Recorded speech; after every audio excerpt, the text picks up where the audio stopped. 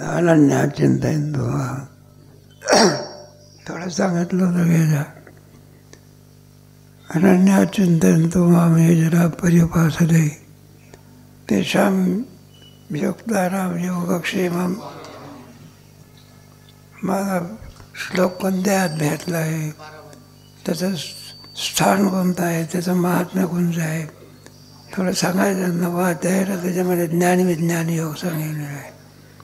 7व्या अध्यायापासून विज्ञान सांगायला काय गेले म्हणजे मया सप्तमनात्मार्थ असंशयं समग्रं मां यथा काय करे ज्ञानं तेहं सविज्ञानमिदमक्षरं विशेषतः हे ज्ञान. त्याच्यामध्ये दिसतो सब तुझ्या समोर तेवढाच नसून सगळ्या जगामध्ये कोण व्याप्त आहे, मीच आहे. समग्र मां यशा ज्ञानाची दर्शन. आपल्याला परिच्छिन्न म्हणून आपली भावना किंवा इतरांची भावना एवढीच असते. परमात्मा रथामध्ये अर्जुनाच्या समोर उभा आहे एवढाच आहे. तेवढा नसून तो जगात काय आहे, व्यापक आहे. हे कर्मे सांगून 11व्या अध्यायामध्ये सांगितलं. म्हणलं केवढा परमात्मा आहे. तमक्षरं परमं वेदितव्यं तमव्य शाश्वत धर्मगुप्तानासर. काय काय तमादिदेव पुरुष प्रमाण परमप्रमाण वित्ताचे देव वायुर यमोग्नी वरुणस्पजा. म्हणून मग तो नमो नमो स्तोत्री सहस्रकृत. 1000 नमस्कार करतो का 1000 वेळा. आता जाणलं ना पितासी लोकस्य चराचरस्य असं आहे. 9वा अध्याय ना 9वा अध्याय दिसायला असा आहे. 9वीची अभिप्राय सहसा मुद्दा लावावया बिहाला योग माया. त्याच्यामध्ये धर्म कर्म उपासना ज्ञान हे 3 संगम आलेलं आहे. आणि माझ्या अध्यायामध्ये भक्तियोग, त्याचप्रमाणे कर्मयोग, त्याचप्रमाणे मया ततमिदं सर्वं जगद्व्यक्तं होते. त्याच्यामध्ये कल्पनावाद सांगितलेलं आहे. हे जे जगत दिसणं आहे, जगत दिसतं आहे, कल्पना मात्र आहे. कल्पना सांडून जर बघायला लागला नाही का, जे कल्पना लोप आहे भ्रंशीन कल्पनेचं वेगळं. कल्पनेच्यामुळे अधिष्ठानावरून जगताचा भ्रम होतो. आणि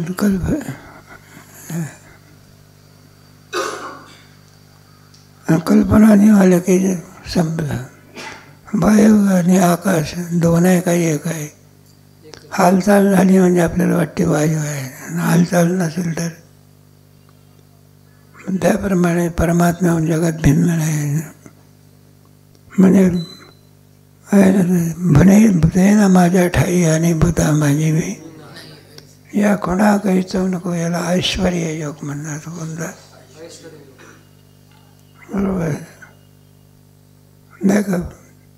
पण असं मला कोण जाणतात हा प्रश्न होता.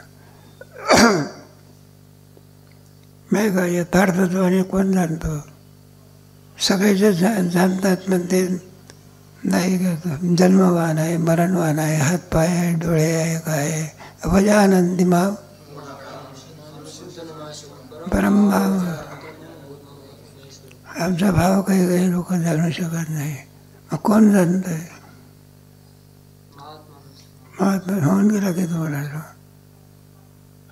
महात्मा नसतो पार्थ दैव भजन फिरण्य म्हणतो भूतादिम भव्य. जो मला यथार्थत्वाने जाणतो त्याला महात्मा म्हणाला. ना तो 2-3 हात नाही त्याचा आत्मा मोठा जात आहे म्हणून तो महात्मा. लहान आहे त्याला लहान आत्मा आहे का. वेदांत शास्त्रामध्ये आत्म्याचं स्वरूप भिन्न भिन्न आहे का एकच आहे. काय करे आत्म्याच्या स्वरूपामध्ये कोणी सद्रूप चिद्रूप आनंदरूप. बरोबर सर्व अंगाने जाणणं याला जाणणं असं म्हणतात. केवळ एका अंगाने जाणणं हे जाणणं परिच्छिन्न जाणणं. आपल्याला एका अंगाने कळत असतो, सर्व अंगाने कळू शकत. दर्शन करायला सुद्धा कळत नाही तुमची आमची काय कथा. त्याचं खटणार आहे.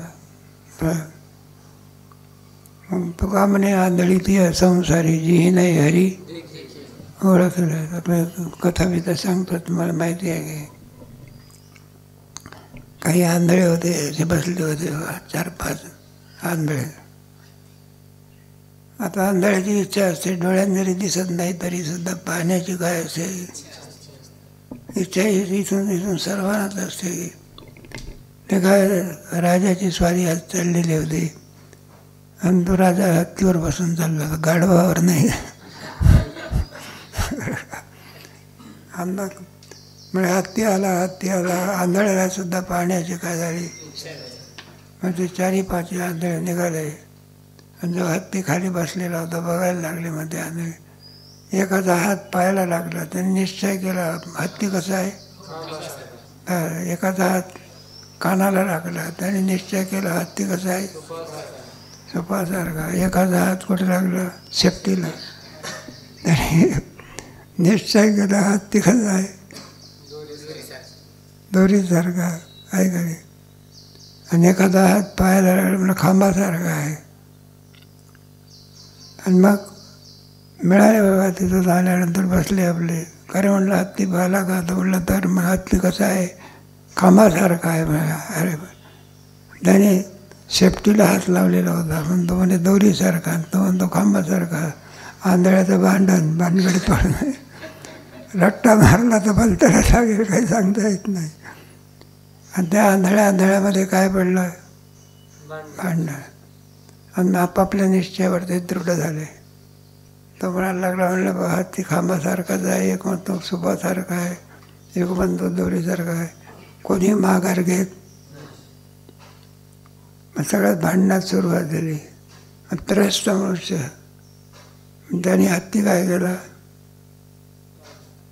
मग त्याने विचारलं, चला म्हणलं तुम्ही भांडता का. म्हणलं दादा काय सांगायचं तुम्हाला, हत्ती आम्ही पाहिला खांबासारखा आहे. हा आंधळा म्हणतो की नाही सुपासारखा आहे.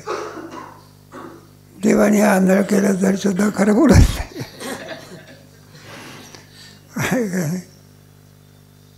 मग त्याने ते सगळ्या त्यांचं ऐकून घेतलं. मग हा डोळाच मनुष्य आणि 5 लोक कोणते आहे, आंधळे आहे. मग हत्ती कोणाला कळाला. मग त्यांनी सांगितलं तुझंही बरोबर आहे, तुझंही बरोबर आहे, तुझंही बरोबर आहे. तुम्हाला हत्ती कळाला म्हणजे काय, अंगाने कळाला, पूर्ण हत्ती कळालेला. तसा तुम्हाला आम्हाला परमात्मा कळतो दर्शन करायला, पण तो पूर्ण अंगाने नाही कळला, परिच्छिन्न अंगाने कळला. मग त्याची खंडनं असतात. पुढचा अभ्यास करा, मग तुम्हाला त्याच्यामध्ये जाणीव निर्माण आहे. मग त्याला खंडनीय मत म्हणजे नैयायिक आहे. नैयायिकाला सुद्धा ईश्वर कळाला, पण नुसतं गुणवान ईश्वर मानून बसला तो परी आहे का नाही. नैयायिकाला आत्मा कळाला, पण तो आत्मा एक न मानताना किती मानले आहे का. जड स्वरूप मानला, काय मानला म्हणा. मग चेतनात्मा कशा होता, मनात संयोगामध्ये. सुंदर शास्त्र आहे. तात्पर्य कसं करतात, कळाला पण तो यथार्थ कळाला नाही. काय कळाला नाही म्हणजे अवजानन्ति मां मानुषीं तनुमाश्रितं परं धाम परम भावम जानंता मम भूत. मी जसा आहे तसा या लोकांना काही कळालेला. मग कोणाला कळाला, महात्मा नसतो माम भजंतनन्य मनसो ज्ञात्वा भूतादेव. भूतादेव म्हणजे सर्व जगत उत्पत्तीच्या पूर्वी कोण होता, जगदोत्पत्तीच्या पूर्वी कोण होता, शून्य होता का, पेरलंच ना तिथं उगत असते का. मग ही सृष्टी कोणापासून जाईल, एकलाही ना कंठवेची म्हणून आहे.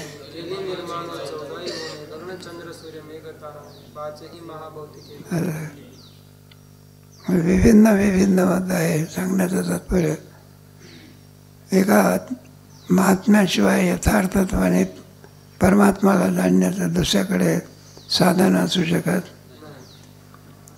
मग आहे ना त्याच्यामध्ये. मग तो महात्मा कसा असतो, मग तिचं आहे त्याचे मार्ग त्याचे लावायचे. एक कर्म मार्ग, दुसरा योग मार्ग, तिसरा भक्ती मार्ग, आणखी पण आहे, पण तीनच प्रसिद्ध आहे. त्रिविधम सेदम असं म्हटलेलं आहे. मग योगाचा आश्रय करणारे, कर्माचा आश्रय करणारे, देवाचा आश्रय करणारे. भक्ती मार्गामध्ये कोणाचा आश्रय असतो? देवाचा असतो का नाही? आम्ही ज्याचे दास. भक्ती आल्या लक्षामध्ये. पुन्हा प्रश्न उत्पन्न होतो, ज्या भक्तीने परमात्मा दर्शन होत असते त्या भक्तीचं लक्षण काय आहे ना? कोणताही साधन म्हटल्यानंतर त्याचं यथार्थ ज्ञान असावं लागत असं. मग संतांच्या व्याख्या, दर्शनकाराच्या व्याख्या. भक्ती म्हणजे भगवत भिषेक असणं, त्यालाच भक्ती म्हणतात. नारद भक्तिसूत्रामध्ये आहे 7 तस्मिन् परम यांना काय म्हणतात. मग त्याच्यामधलं जे पद आहे ना, त्याच्यामध्ये कोणतं पद आहे? अनन्य पद आहे. भक्ताचे प्रकार पाडायचे आपण, नाही का? अभक्ताचे नाही, कोणाचे? अभक्ताचं वर्णन काय उपयोग आहे? ऐकायचे तर वाचा विषय ते, नाही तर उगयाची वाणी वाढवेल, वाणीला विनाकारण काही उपयोग आहे का? अशोकाचं झाड वाया वाढविता वाणी. मूर्खाचं वर्णन करून काय? एखाद्या अशोकाच्या झाडाचं वर्णन करत बसलं आहे का? काही फुलं तरी येते का तुला? काही फळे जाईल, पानाचा तरी उपयोग होतो का त्याच्या? आहे का नाही? आणि केळीच्या झाडाचं वर्णन केलं तर पवित्र आहे, पुन्हा पानाचा उपयोग होतो. एका पानामध्ये 3 पत्रावळ्या होतात. कारण आहे का नाही? बरं काय हे डोंगर टाकलं की एकाच डोंगरामध्ये 2-2 केळी असतात. किती बरं, केळाचं काही फळ आहे बघा, त्याला शस्त्र लावण्याचं काय नाही, काम नाही. नसतं हातात घेतलं तर साखरे टाकण्याचं काय नाही. बरं, तरुणही खाऊ शकतो, म्हाताराही खाऊ शकतो. जाऊ दे आपला दृष्टांत. मग विनाकारण कायच ही मूर्खाची नाही का जे याच्याविषयी ते साधू कथा, नाही का? साधूच्या वर्णनामध्ये तुम्हाला गेलं की याच्यामध्ये काय पहिला भंगा गेला साधूच्या वर्णनामध्ये. हे तो एक संताटा येईन लावा पाय. मग संतांच्या वर्णनामध्ये, दर्शनामध्ये, पाहण्यामध्ये, सहवासामध्ये जीवाचं किती कल्याण आहे सांगता येत. त्यांच्या नामात शक्ती आहे. कशात? तुकाराम तुकाराम नाम घे, ज्ञानदेव ज्ञानदेव म्हणता, वासुदेव जीव तो आहे का? संतांची संगती म्हणून कोणता लाभ प्राप्त होत असतो? तुका म्हणे आता लाभ नाही, नाही का? यल लाभ नावात लाभा यस्मिन् स्थितो न दुःखे. असा लाभ असो, किती जरी दुःख झाले तरी हे होत नाही. म्हणजे लाभ म्हणून असतात त्याला लाभ म्हणत असतात. आत्मलाभ, ज्ञानलाभ, ब्रह्मलाभ असं नाव आहे. हे जे लाभ म्हणतो आपण, जे देकडे सकळ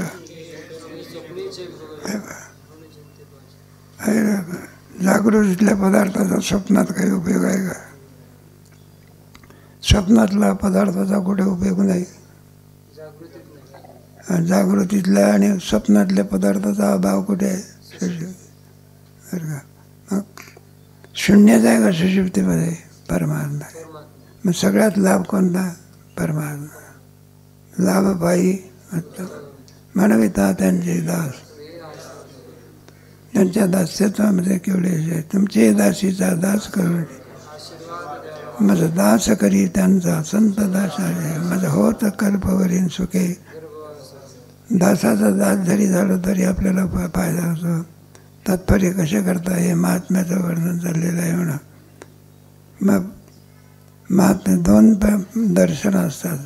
देवाव ब्रह्मणो रूप मूर्तंजय अमूर्तंजय. दोन रूपगुंजी, एक मूर्त रूप आणि एक अमूर्त रूप. तेव्हा मूर्त रूपामध्ये आनंद असतो. त्या मूर्त रूपाचं साधन आहे भक्ती, बरं का. आणि अमूर्त रूपाचं साधन आहे ज्ञान.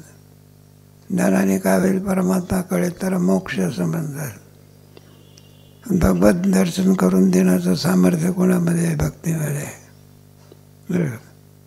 आपण कर्माने जर आचरण केलं, कर्माचा जर योग घेतला तर चित्तशुद्धीपर्यंत जाईल. कुठपर्यंत? कर्माचं फल काय झालं? संपलं. चित्तच शुद्ध आहे. बरं, आपण योग मार्ग केला, समाधीपर्यंत जाईल. कुठेपर्यंत? हे त्याच्या पुढे संपलं. आपण ज्ञान मार्ग घेतला, ज्ञान साधनाचा विचार केला तर ज्ञानाच्या द्वारे काय होईल? मग जीवनमुक्त अवस्था. कोणती अवस्था? जीव ब्रह्मैव. हे ज्ञानाचं. भगवत दर्शन कुठे आहे? सगुण दर्शन फक्त कोणात आहे? भक्तीमध्ये. माझे केले समाधान निभाविले म्हणा. म्हणून तुकोबारानं म्हटलंय, नको ब्रह्मज्ञान मी भक्त तुले, दावी रूप म्हणजे गोपिका ठेवले.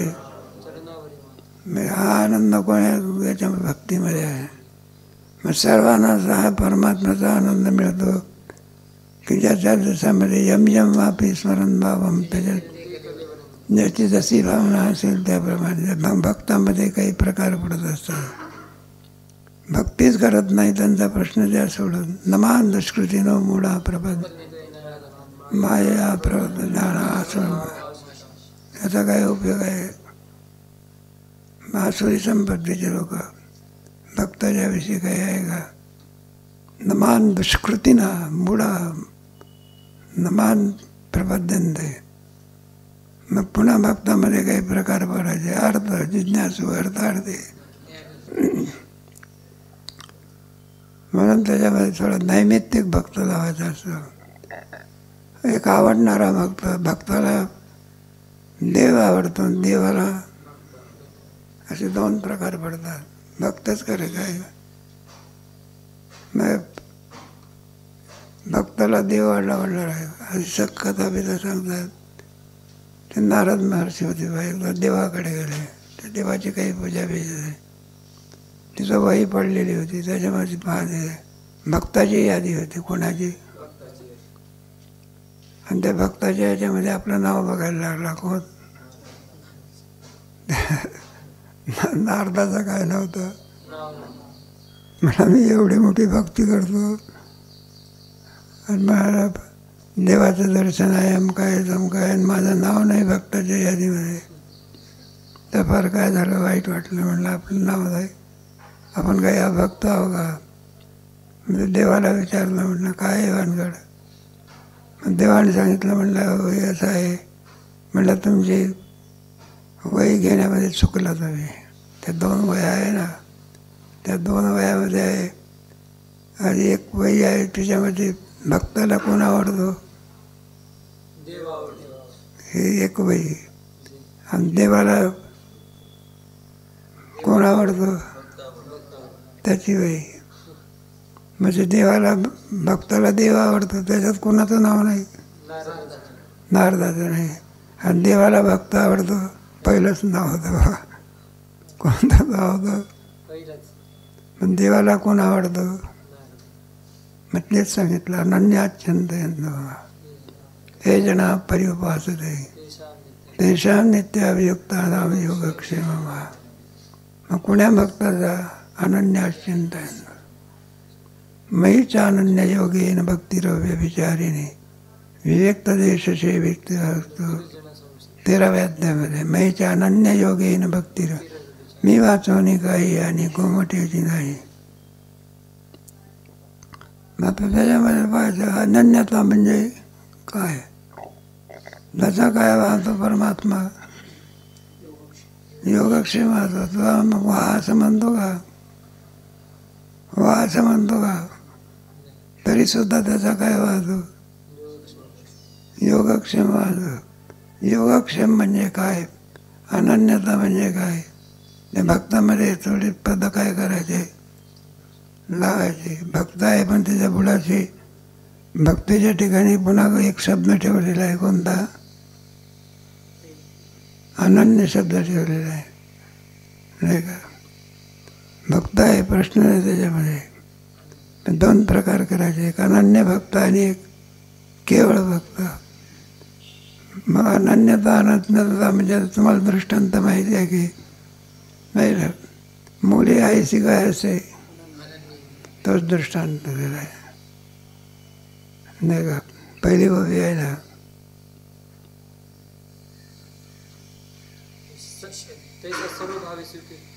सर्व भावे ओके दे गोपिले मध्ये तेव्हा मला दृष्टांत. ते लहान मुलं म्हणजे जन्माला येण्याच्या अगोदरपासून कोणाची अनन्य असतं? ते उदरामध्ये असताना ते डॉक्टर सांगत असतो, वैद्य सांगत असतो, तिखट खाऊ नका, मुलाला काय होईल. कुठे आहे पोरं? ते गर्भात आहे. कोणाची अनन्य आहे? ते आई. मी म्हणलं बा असं असं जास्त वजन उचलू नका. ते गर्भवती बाईला सांगत होता, धावायचं नाही, काय करायचं आहे.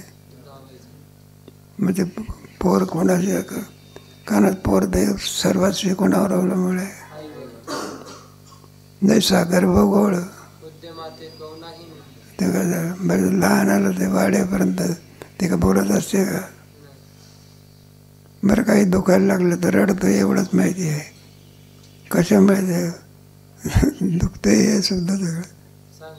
ते म्हाताऱ्या बिताऱ्या बाया असतात ना, ते पोर रडायला लागलं म्हणजे मग काय होतं, कितीही जरी प्रयत्न केला तरी त्या पोराचं दुखणं काय होत नाही. मग ती म्हातारी बाई बी असते बा, ते म्हटलं हे मुलीनं माझ्याकडे आणा की ते बाळ. मग ते मांडीवर घेतो, कुठे पायावर घ्या, आणि ते दुखण्याच्या वेळी असं चोळतं बघा. ते दुखणं इतकं वाढतं की त्याच्यामुळे ते पोर काय बसतं, गप्प बसतं. बघा म्हणलं आता गप्प. ते दुःखामुळे ते काय झालं, रडणं. म्हातारी काय म्हणते, काय काल वाणी कुठं आहे? वाणी आहे पण बोलणं कुठं आहे? लहान मुलं कुठं बोलत असते का? त्याला काही समजते का? त्याला काही हेच थोडं झालं पाहिजे. म्हणून ते सर्वस्वी कोणावर अवलंबून असते? आईवर असते का? आणि त्याचं पोषण कुठं केलं असते? ते काय स्वयंपाक करून जेव्हा घालायला असते ते काय झालं? बाळाचं जाव कोण? वाढवी श्रीपती. सुंदर दृष्टांत. मी वाचवणी काही आणि नाही पै सर्व भावेशी ओपिले म्हणजे चित्ते जैसा गर्भगोळ. उक्तमत समजताना उक्त शब्द हे बा, आपण काहीतरी भाजीपाला वगैरे असं विकत आणत असो, आणि ते का आता विकणारे लोक जे असतात ना, घेणाऱ्यापासून असे पाठीवर काय म्हणा, बटाटे म्हणा किंवा काही हे टमाटे म्हणा, असं मग किलोनी वेगळं वेगळं कशाने घेणं, तराजूने घेणं वेगळं. आणि त्यापेक्षा दुसरं घेणं कोणतं असतं म्हणजे उक्तीपाठी कोडल देतं. काय ते एवढं मोठं असलं ते म्हटलं 25 रुपयाला देऊन टाक, बरं आहे म्हटलं 50 रुपये घेऊन टाक, याला उक्त म्हणायचं. सर्वस्व कोणाला देऊन टाकतो? त्या घेणाऱ्याला देऊन टाक. त्याप्रमाणे उक्त म्हणजे त्याचं सर्वस्व घेणं म्हणजे जबाबदारी वाहणं, याला काय म्हणतात? अनन्यता. जैसा गर्भगोळ उद्यमात त्याच्यावरचे वव्या वगैरे वाचा तुम्ही, सुंदर असे वव्या आहे, त्याला अनन्यता असे. नाही चकोर पक्षी कोणाची अनन्य असतं? कोणाची? मेघाची का? मेघाची कोण असतं? तुम्हाला गेले काही दृष्टांत सगळे तसे लावण्यासारखे असतात. म्हणून तर तुलसीदासाला आवडणारा पक्षी कोणता? चातक आहे. चातक तुलसीदास असं म्हटलेलं आहे. तो कोण्या पाण्याला पाणी म्हणतो? बाकीच्या पाण्याला म्हणतो का? समुद्रातल्या पाण्याला तो म्हणतो हे ब्रह्मदेवाचं मूत आहे.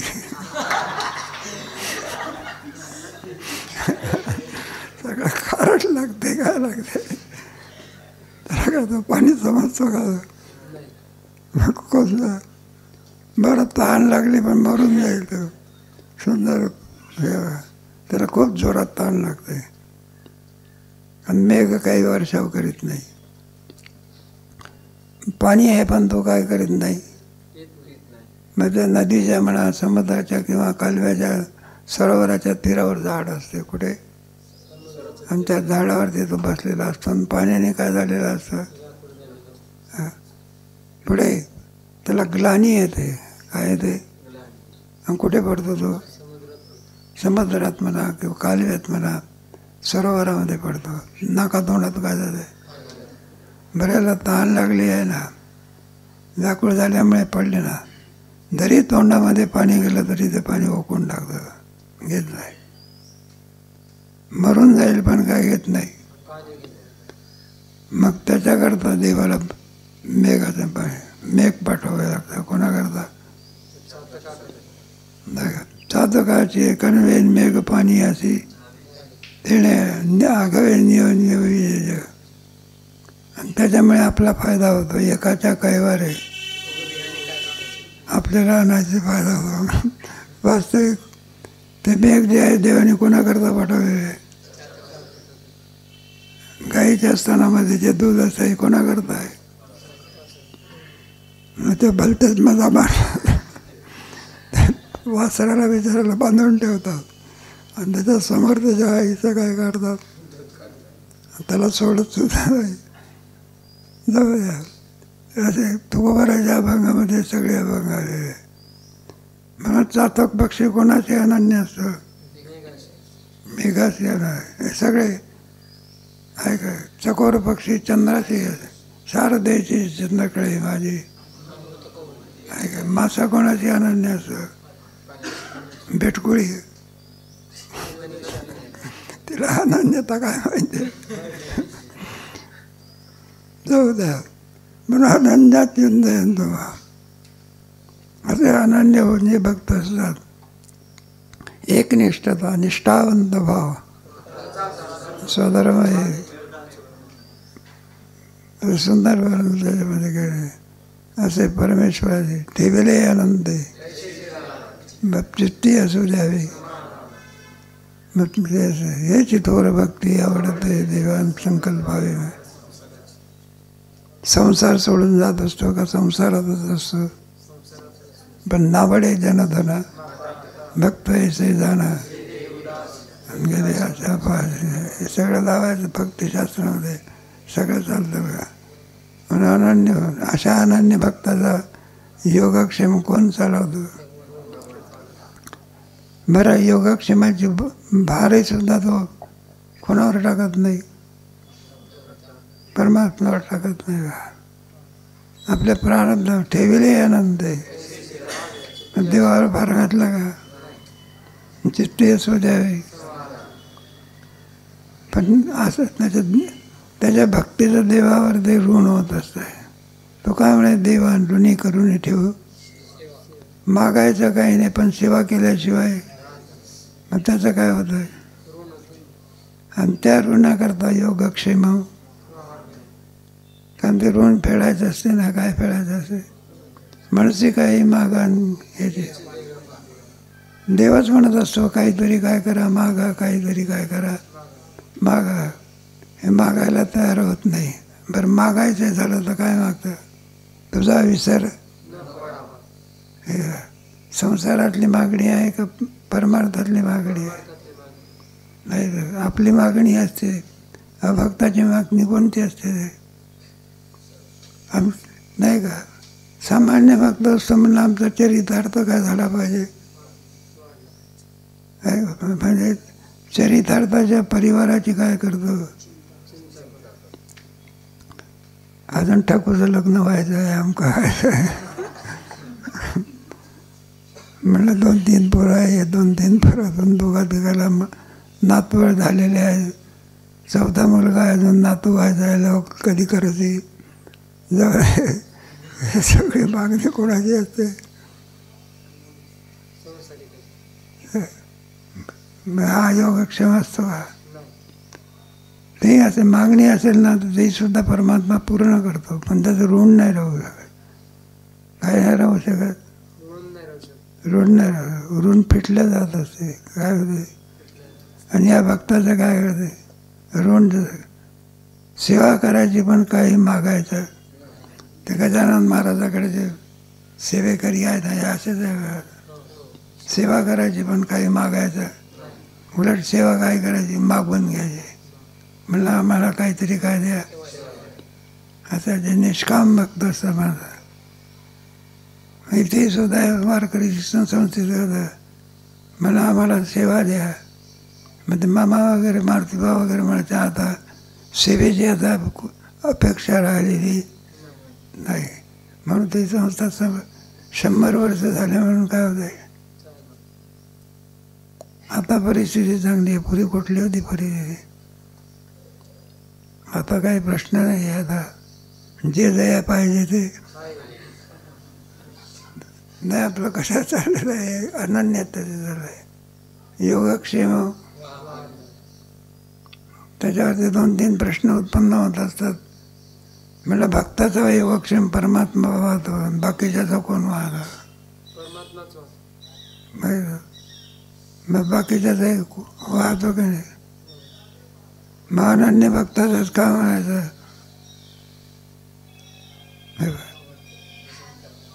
नाही, दोनमध्ये फरक आहे ना. सर्वाचाच आणि योगक्षेम कोण वाहतो? परमात्मा. त्याच्यामध्ये 2 फरक आहे. एकाला त्याची जाणीव नाही, आमचा योगक्षेम परमात्मा जातो, त्याला सामान्य भक्त म्हणा. आणि ज्याला जाणीव आहे की सगळा भार कोण वाहतो? परमात्मा जातो. नाही का? वृक्षाचे पान. याला असं वाटते माझ्यामुळे हे सगळे.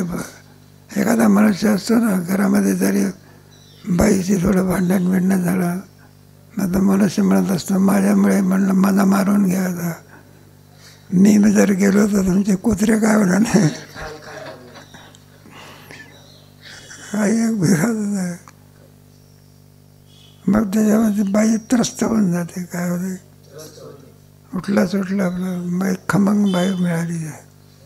म्हटलं बाई तुम्ही उदास दिसता, काय भानगड? म्हणलं आमचे यजमान काही थोडंफार झाले की सांगतात माझ्यामुळे काय करा, मजा मारून घ्या बा. मग ते सांगते म्हणले पहा, नाही तर तुमचे कुत्रे काय होणार नाही, हाल करणार नाही वगैरे.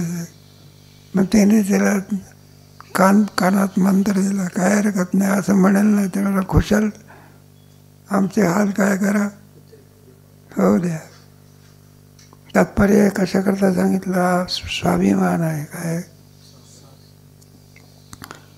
आणि सर्व करणारा कोण आहे? परमात्माच आहे असं ध्यानामध्ये येत नाही. ते कारण जो चालवतो तो दिसत नसतो. उदाहरणार्थ आपण काही ते फळं म्हणा किंवा काही म्हणा, एखादं दिलेलं आपल्या ठिकाणी काय असतो? मी काय दिले? फळं दिले. आलं विकत आणून फळं दिले. काय तुमचं होय नाही ते व्यवहारामध्ये. आणि शहाणा जो भक्त असतो मी दिले नाही, ईश्वराने दिले. कारण झाडाला जर फळंच आले नसते तुम्ही काय दिलं असतं? म्हणजे ते आभार कोणाचे आहे? काय? झाडाला फळं आणण्याची क्रिया कोणाकडून होत असते? वरून पाऊसच नाही पडला तर झाडाला फळं येतील का? आहे का? म्हणजे जो भक्त असतो त्याला माहिती आहे सर्व कोणाच्यामुळे चाले, शरीर कोणाचे आहे का? आणि सामान्य माणसाला त्याचं काही नसते. माझ्यामुळे हे सर्व चालले, मी नसेल तर आज बघा सृष्टी बंद पडली का? असे आजपर्यंत नेहमी म्हणणारे कितीतरी आजही आहेत, पुढे राहते. ईश्वर सृष्टी कुणाकडे चालत असते? ईश्वरामुळे झालं आहे का? सर्व निर्माण करणारा कोण आहे? जिने हे विश्व निर्मिले कृपा मात्र पुढ्या आणि त्याच्याकरता योजना केलेली आहे. काय केलेली आहे? काय करे बरोबर वेळेवरती पाऊस येतो. तुम्हाला आम्हाला तुमचे आमचे व्यवहार चालावे ब्रह्मांडाचे म्हणून सूर्य निर्माण केला. नुसता सूर्य निर्माण केला की प्रकाश दिला. एकच सूर्याचा किरण सगळ्या ब्रह्मांडाचा काय करतो? नाहीसा करत असं. बरं ते सूर्य जमिनीवर ठेवला का त्याला? सूर्याला जमिनीवर ठेवला असं इतक्या उंच ठेवला तरी तो त्रास होतो. तरी काय होतं? जवळ आणला असता तर ढगा निर्माण केले का जमिनीवर येत असतात का ते? आणि ढगा जर जमिनीवर आलं तर ढगफुटी होईल सगळी. म्हणून ती योजना आहे कशी सुंदर असते ईश्वराची. म्हणून मेघ काय पडतात पावसाचा, आणि त्याचं स्थान कोणतं ठेवलं? आकाशात. आणि तिथून तो पावसाचा काय करतो? आकाश हे सर्वच प्रवासावे सगळं ऐसा जो तो सर्व हे कोणाचं आहे?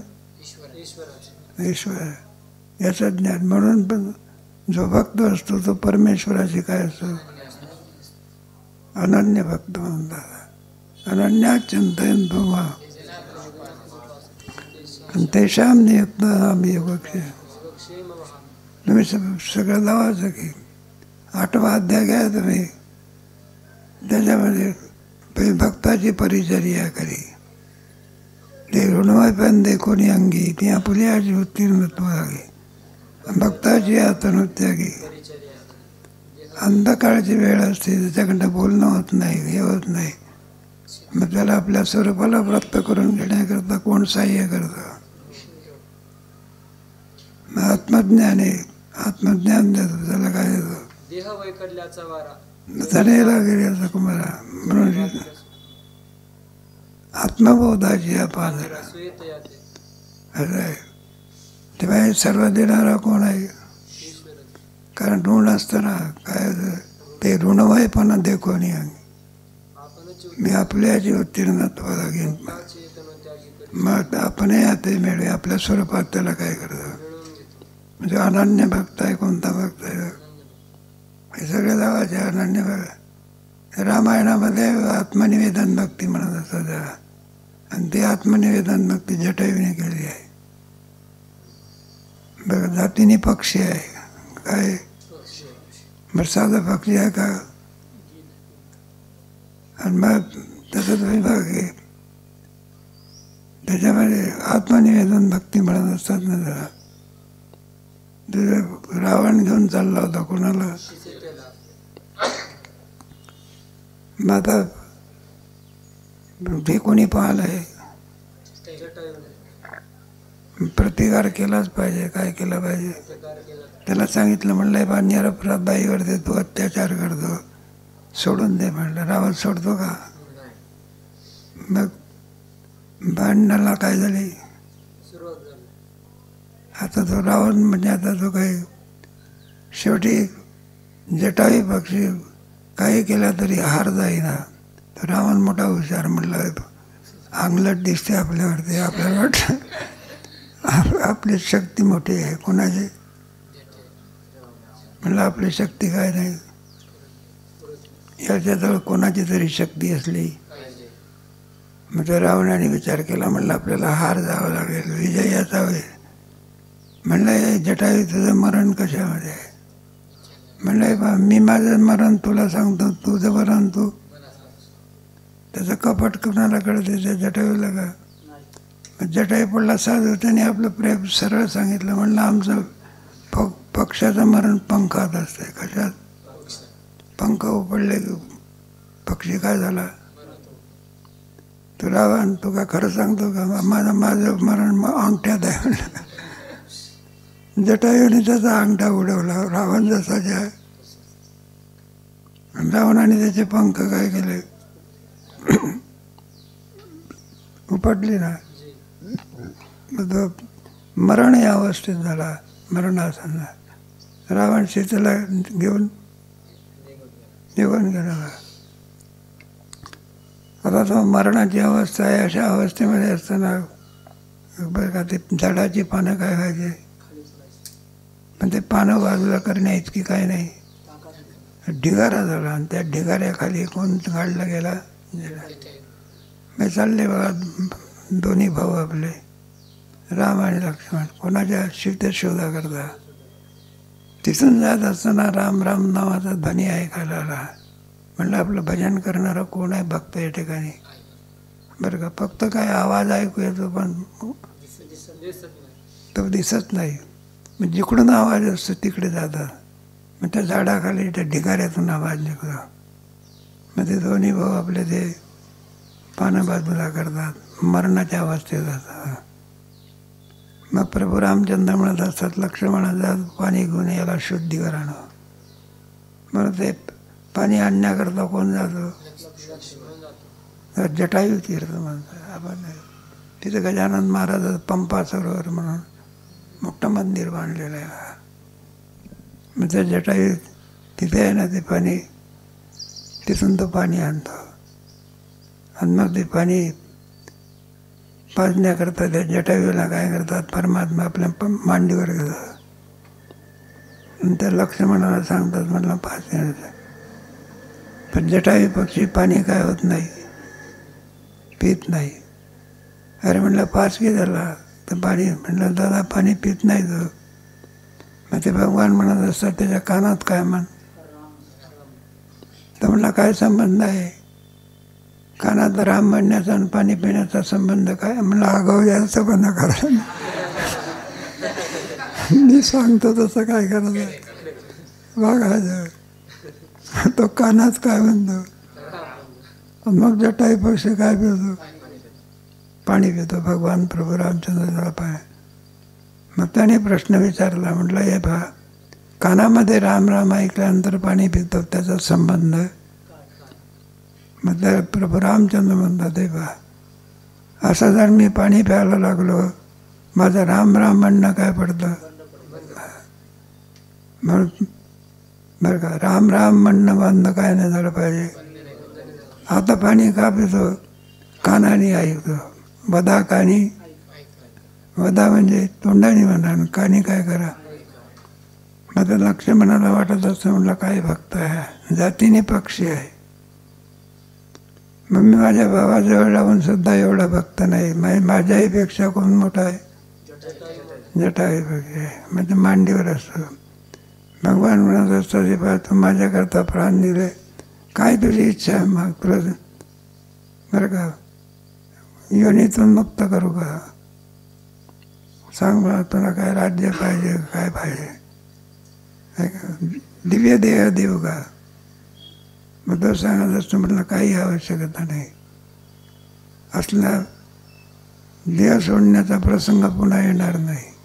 जे भाग्य दशरथाला प्राप्त झालं नाही ते भाग्य कोणाला आहे.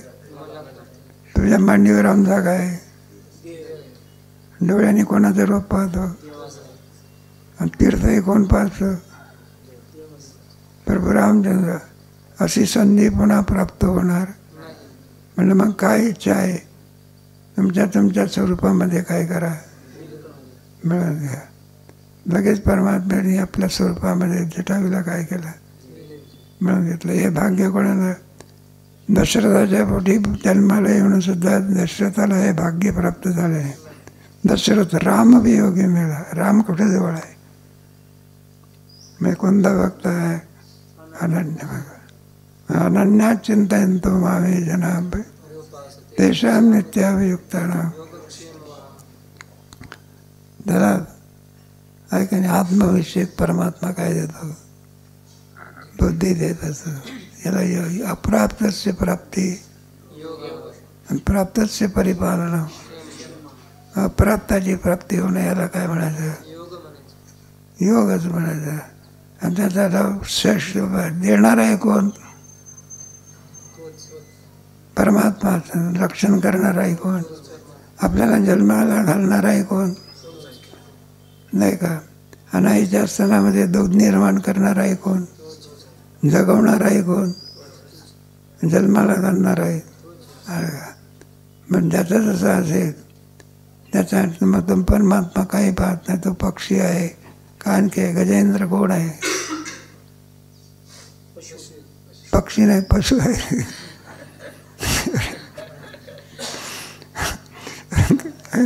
जटायू पक्षी आहे, गजेंद्र कोण आहे? पशु आहे ना. त्याचा काय केला? उद्धार केला की नाही? नकराच्या तोंडातून काढून त्याचा योनी काय केली? उद्धरण केली. भगवान म्हणतात आम्ही कोणा जातीचा ह्याचा काय करीत नाही. त्याचा विजय 12व्या अध्यायामध्ये आहे ना, म्हणजे अज्ञामध्ये वरी लिहाचे आणि लाभ पशुचे पाहे पाच आवाजे हात धरी त्याचे पशुत्व आवाज झाले पावे मरले देखली हमारे पशु या योनीतून त्याचा काय केला? माझा विचार केला का तिथे अनन्य भक्त आहे ना, ते नाम सोपे रे रामकृष्ण गोविंद. म्हणून परमात्मा आहे ना, योगक्षेमाच्या बाबतीमध्ये सर्वाचा जरी चालत असेल तरी पण ज्याचं जिथं जसं प्रेम असेल यम यम वापीश्वरन भावम ते मग त्याचं एक आहे. मग पत्रम पुष्पम फलम त्वयम आहे. जैसा भाव माझे ठाई धरा तैसाच मी करा तुम्हाला योग याग विधी येणं सिद्धी व्हाय भावबळे आकडे हे रविना अनन्या चिंतन तुम्हा हे जना पर्य तेषाम नित्य अभियुक्तानाम योगक्षेम. चांगला आहे. अधिक विचार करू की इथंच थांबा. काय गाडी येणार आहे का? मध्ये लोक महाराजांचं हे आहे, वाढदिवस आहे त्यांचा. मग हा एक कार्यक्रम आहे सांगा सगळं. बरं आपलं काही वाईट नाही. मोठा लाभ जर असला तर सामान्य माणसाला बरं आहे, जसं जुळेल तसं करा. जेवणाचं सर्वांना काय आमंत्रण आहे म्हटलं सगळ्यांना. सांगितलेला निरोप तुम्हाला सांगितला. मी इथेच थांबा आता.